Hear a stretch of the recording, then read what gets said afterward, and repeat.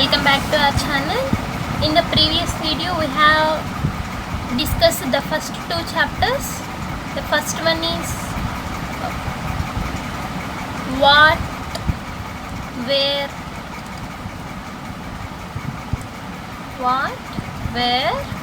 when and how. Right?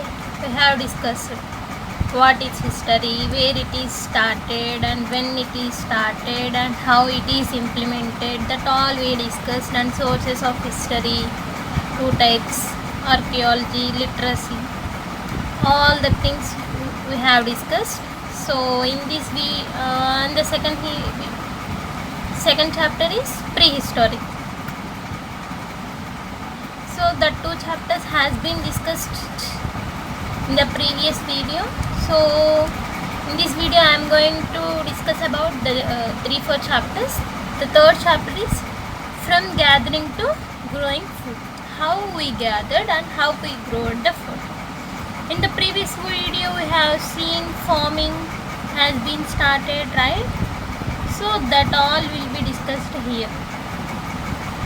So first the picture is what this chapter covers. This chapter covers the single most important economic turning point in early human history, that is the shift from hunting and gathering to farming and herding. First the people has been tried with hunting and they have gathered and eaten. After that they started to farming and they started to herding. That way we are developed, right? That all will be discussed in this single chapter, how it has been and what historians and archaeologists call the Neolithic Revolution. This will be discussed here. So it happened gradually in many parts of the world independently, starting around 12,000 years ago. We have seen the time periods AD, BCE and CE. I also said that we are discussing these two only. Before common era. The gap between these we are going to discuss mostly. We are covering it and that is important to us. I already mentioned to you. So we will know about that. And once people could grow their own food, instead of chasing it, everything else changed, right? Think once you can buy your own. From chasing, from gathering and hunting, they have changed to growing and farming. Then everything else changed, right? Think as a simple daily life example as you are taking money from your parents if you had any need. From that to you have developed into the stage that you are giving money to them. See the change. Everything is changed, right? In this, that in that way, hunting and gathering to farming and grading is also changed a lot. So that will be discussed here. So where people lived, how long they stayed in one place, what tools they made and even how they organized. That all will be discussed here. So here a simple example. So think of it like switching from takeaway to home cooking. So a hunter-gatherer is like someone who eats out every meal. Who eating outside. You go wherever the food is. You are searching and you are going and you can't plan too far ahead. You don't think I want to go that place only. You are going, you are searching wherever you got the food, you are eating. So and you are at the mercy of what's available that day. What is available that day? You are eating. Not I want chicken today, but it may or may not be present. That's why what is available you are going to eat. So but a farmer is like someone who plants a kitchen garden. So he can create a garden and more upfront effort digging, watering and waiting weeks or months, but a predictable storable food supply, right? This single shift is why farmers had to become homebodies while hunter-gatherers stayed nomads. So this is the reason. Have you understood it? So it's a simple example is a person who goes every day outside to eat anything, the meal that he wants. But in the days, he can't decide I want to eat that food only. Example, I want to eat chicken today, but may or may not be available in the shop. Only the way is you go to the shop and what is available there you can take and you can eat. But a farmer, as being a farmer, he can make a kitchen where he want whatever he want, he can plant and he can grow it and he can eat and he can enjoy. See the change. Whatever he want, he can plant them and he can grow them and he can water them and he can eat them. But a person, a hunter person, he can't do like that. What's available, that only he can able to eat. That is the example. Next, why farmers had to settle down? Why they are going to settle down? Why they are not able to travel from one place to another place? So growing plants is not instant, right? So for example, I grow plants in my house and I want to shift and I also want that plants. Is it possible to carry that plants and I can take that plants from my house and I will go to another village like Hyderabad, anything, I will plant it there and after that I want them to continue like growing from my house? Is it possible? It is not possible. That's why farmers had to settle down at one place. This is what the reason. Let me explain it clearly. So growing plants is not instant. A seed takes days, weeks, months or sometimes years. Example, mango trees. Is they grow within days, within a day, within a week or within a month? It takes years to become harvestable food. So during this time, someone has to stay behind to water it, to weed it and drive away birds and animals. The most important things. In many villages, monkeys are there, right? We have to save our plants from there. So a person is needed behind to water, weed and drive away. So the single fact that is crops need a caretaker on site is the root cause of settled village life. Once the gain ripened, it also had to be stored for both food and next season seed. So which is why people began marking large clay pots, weaving baskets and digging storage pits. Have you understand why farmers had to settle up? Okay, next, how domestication actually works. How it works. Domestication means, what is domestication? It's a process by which people shape plants and animals over many generations to suit human needs until the domesticated version becomes noticeably different from its wild ancestor. What is domestication? Means the process of by which people shape plants and animals over many generations. Means they are making them adaptable. That's right. By people which shape plants and animals over many generations to suit human needs. Means they are making them adaptable to our needs until the domesticated version becomes noticeable.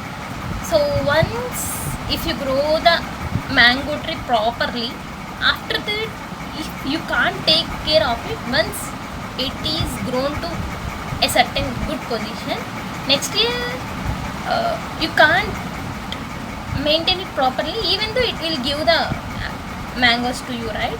That's why it becomes noticeably different from its wild ancestor. That's why it is known as domestication.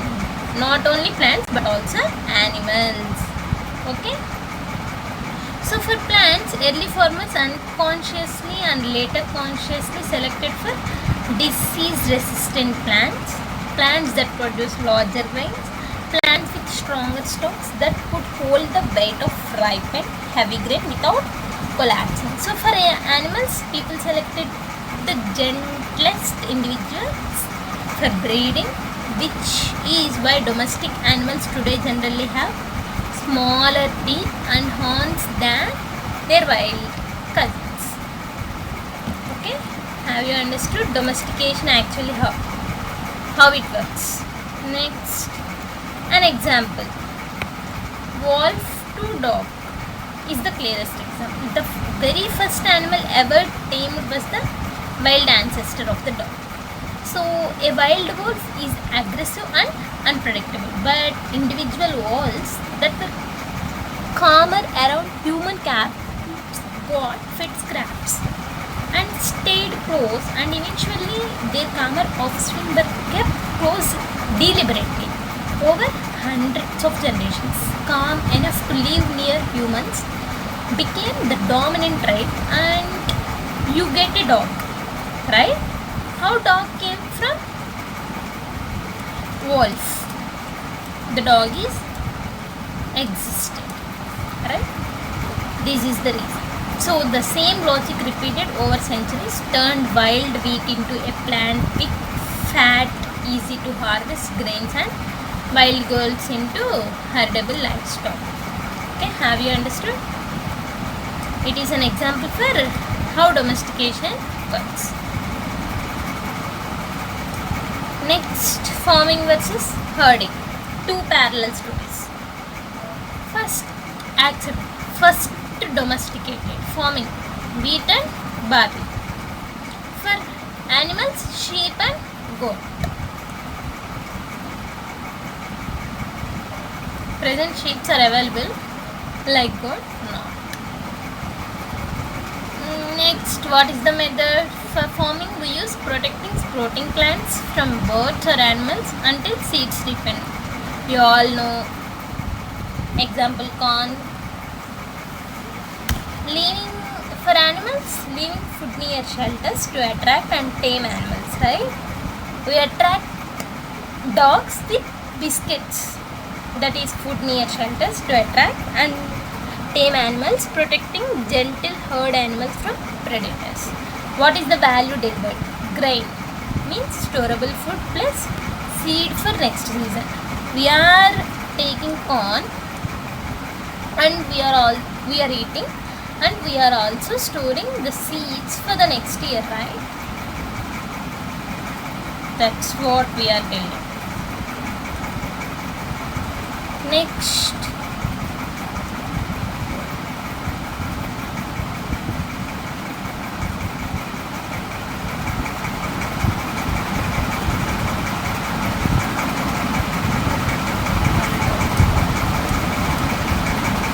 key archaeological sites. Archaeologists prove early farming or herding happened by finding burnt game, accidentally or deliberately charred, which is why it survives thousands of years. And animal bones at dig sites. Different sites across the subcontinent show different crops and animals. Let me understand by seeing the table. Okay. First site is Mehrgarh, where it is located in Pakistan.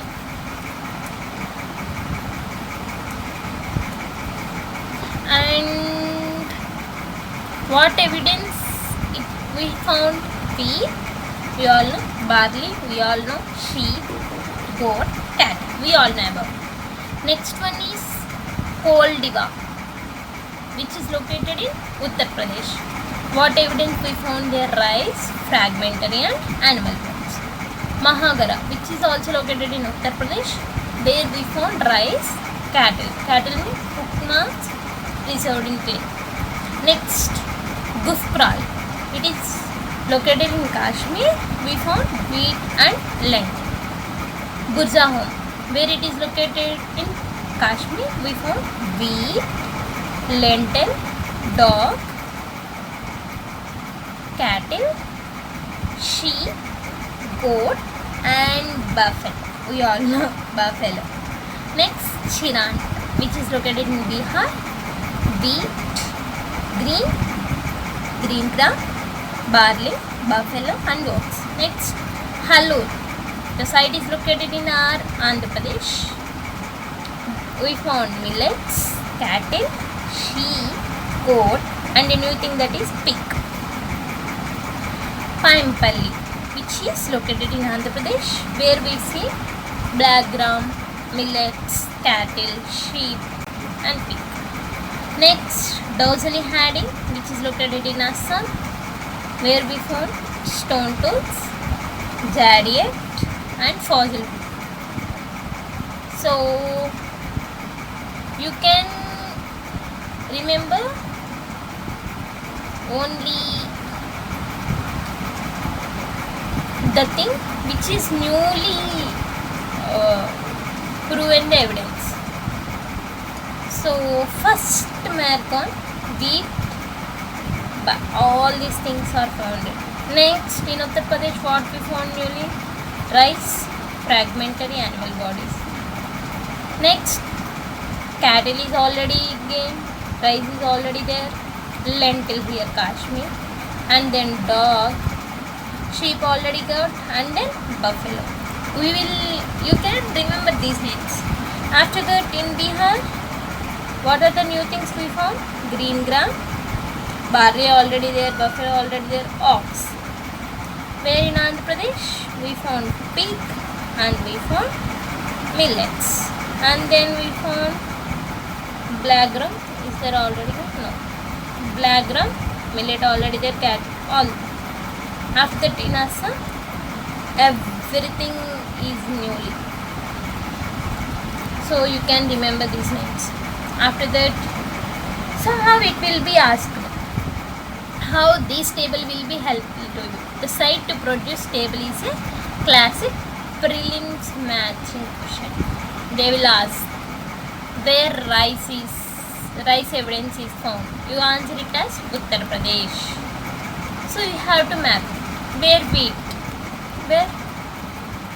Bihar. Millet. Where? In AP. Ox. Where? In Kashmir. You have to. That's why I said to you. You can remember the new evidence that is found. So, because if you see wheat in UP also, but it is already evidence is shown in Bihar. That's why you can remember this thing. Okay. Next,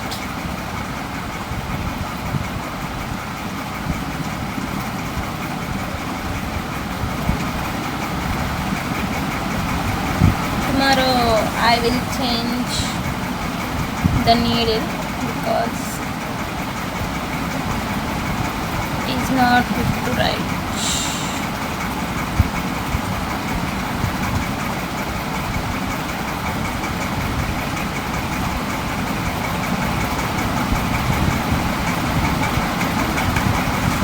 Okay, next, case study. First we study Mehrgarh, which is located in Bihar, right? So first village that sits in fertile plain near the Bolan Pass, an important natural route connecting the subcontinent to Iran. It is one of the earliest known villages anywhere. So archaeologists dug through multiple layers of the sites and found a persistent pattern. Earliest level, they found mostly bones of wild animals, that is deer, pig. People still largely hunting. Later they have found the bones of sheep and goat. Later they found the cattle. So this layer by layer pattern is exactly how archaeologists reconstruct a timeline of change at a single site. It shows a real community's gradual shift from hunting to full-fledged herding, right?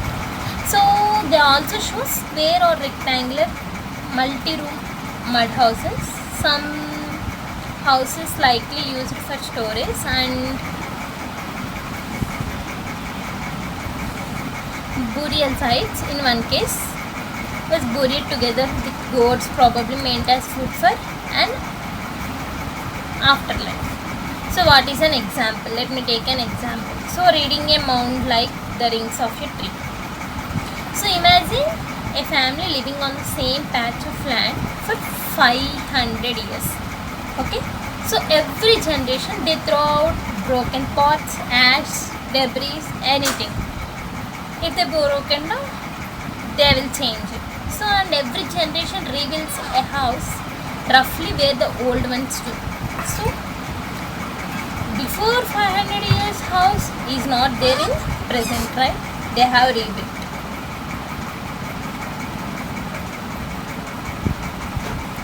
Slowly the ground level itself rises, right?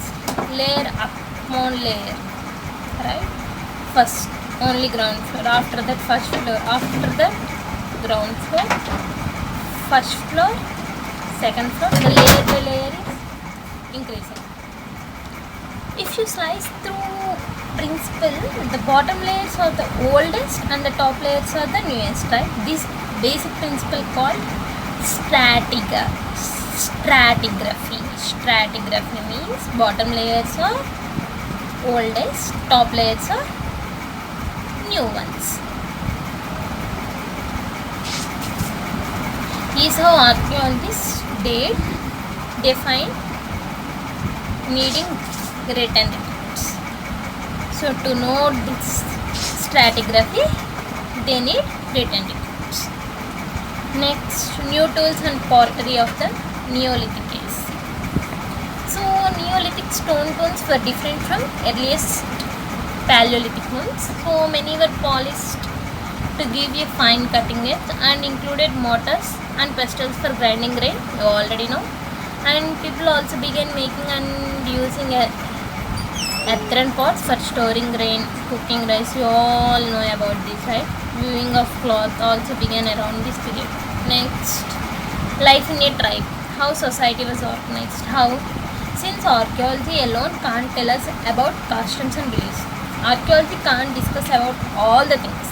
They have discussed some things, but they don't tell us about customs and beliefs. Scholars study present-day communities that still live by simple farming or herding organized by tribes. So, for how early Neolithic societies might have been functioned, the key features that they tell is 2-3 generations typically lived together in small related family settlements, right?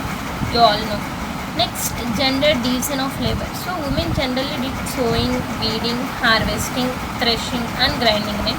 So men generally led herds to pressure. Both genders made pots, baskets and tools and huts. So what is the leadership they have taken?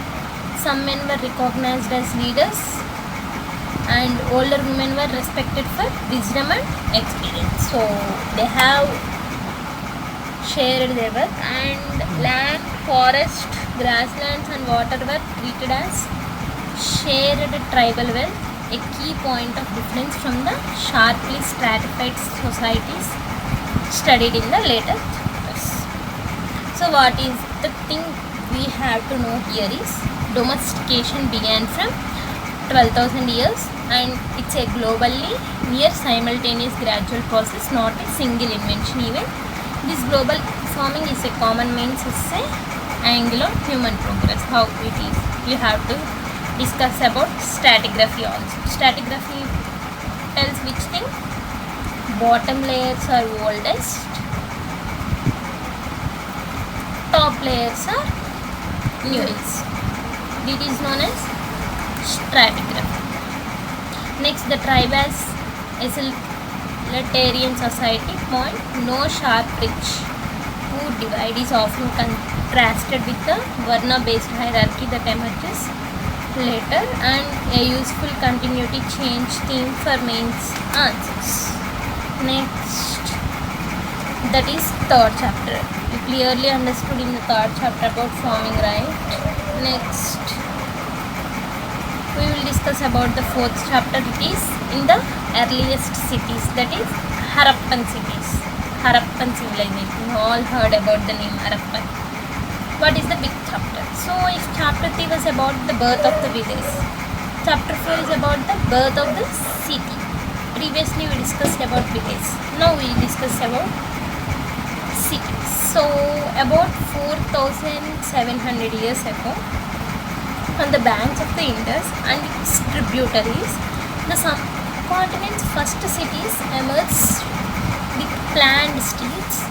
They have covered drains, standardized weights and long distance trade networks. So this is easily the single most UPSC heavy chapter in the whole book. So treat every fact here as example, okay? Because it is the birth of city.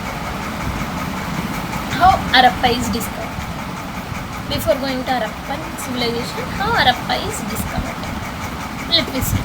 So around 150 years before this book was written, so British engineers slaying railway lines in Punjab and stumbled on a mound of extremely well-made bricks at a place called Harappa. 150 years back, British engineers had write a book laying railway lines in Punjab, stumbled on to a mount of extremely well-made bricks at a place called Harappa. The place is known as Harappa. So not realizing its importance, they carted off thousands of these bricks to use as railway ballast, destroying much of the ancient city in the process. So to make that railway ballast, they are destroying the city. It was only decades later that archaeologists properly excavated the site and realized it was one of the oldest cities in the subcontinent, because Harappa was the first such site discovered. Every similar site found afterward. This is the first city that they have discovered. Even hundreds of kilometers away is called Harappan. Okay. Next, let me tell you an example analogy, a modern parallel, recycling old materials without knowing their value. So imagine construction workers today accidentally bulldozing through a 5,000 years old site because the bricks look useful for a new road, right? That's almost exactly what happened at Harappa. A reminder of why heritage protection laws exist today is a nice for your video. The first clue to India's oldest city was literally being used to build train tracks. Have you understood? What they are saying is, if the constructors want to build again the house, they are using the old house bricks as for road or for base, right? That like in the old days for railway tracks, they have used Harappan city. Okay, have you understood? Okay. Next, anatomy of Harappan city. So Harappan city is followed a stringly consistent layout, evidence of deliberating town planning. So what is the feature? Citadel. So this is the western part of the city, smaller in area but built on higher ground, held special public buildings. Lower train, the eastern part, larger in area but lower level, so mainly residential. And then city walls, made of baked brick, laid in an interlocking pattern for style, and some walls have survived through thousands of years. Next, the greatest bath, large brick lined plaster coated, tar sealed watertight tank with steps on two sides on surrounding rooms, likely used for ritual bathing on special occasions. Next, fire altars found at Kalibanga and Lothal, possible sites of sacrificial rituals. Next, granaries found at Mohenjo-daro, Harappa and Lothal for storing surplus grain. Next one is houses. 1 or 2 stories built around a courtyard. Most had a separate bathing area, some had other own wells. Covered drains laid in straight lines with gentle slope, house drains connected to street drains, inspection holes allowed cleaning, and engineering fit for its time, that is covered. So to understand the table, so think of a Harappan city like a two-zone modern town state. So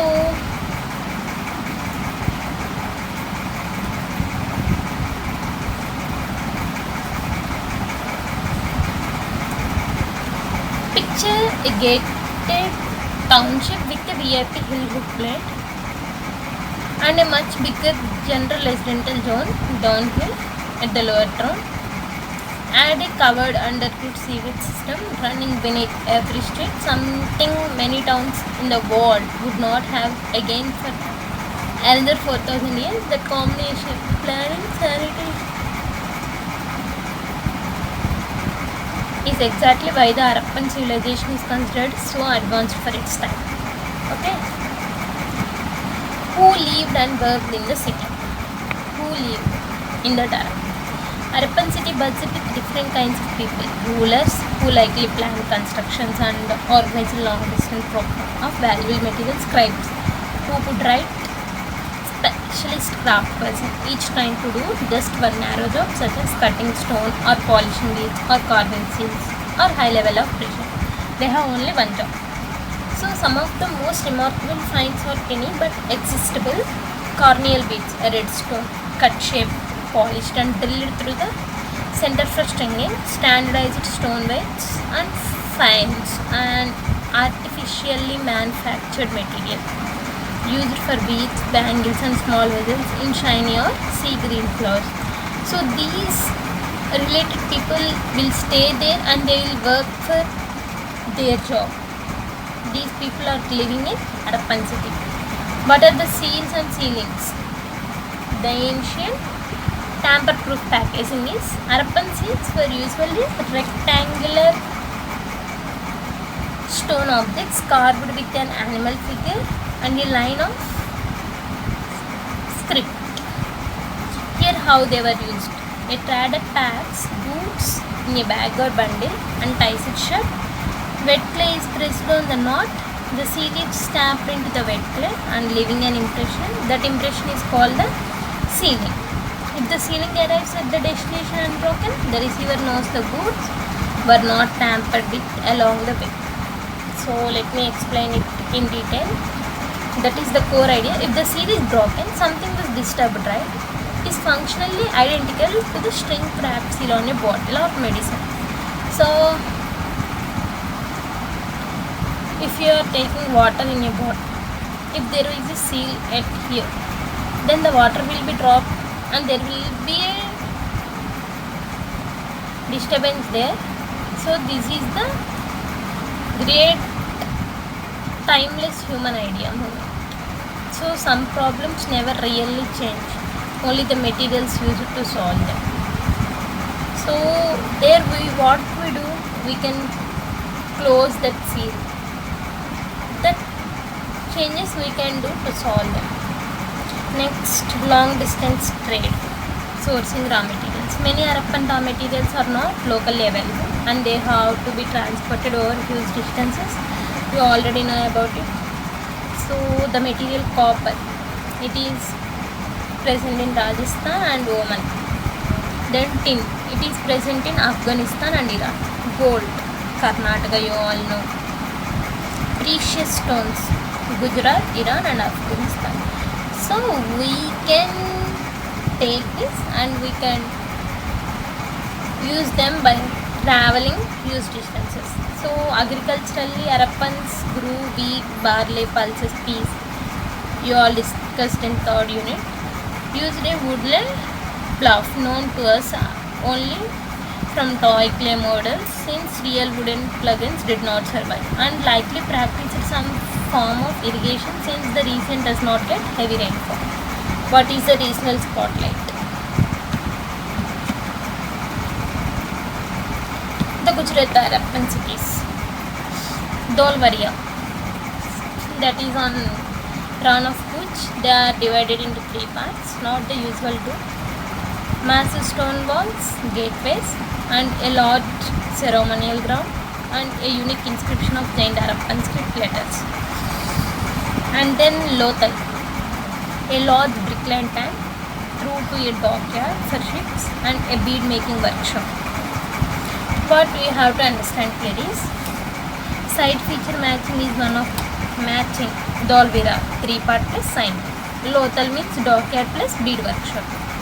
Kalibanga fire altars. Mohenjara grade bar. You have to match them. And raw materials. Copper is available in Rajasthan or Oman, tin Afghanistan, gold Karnataka, like that.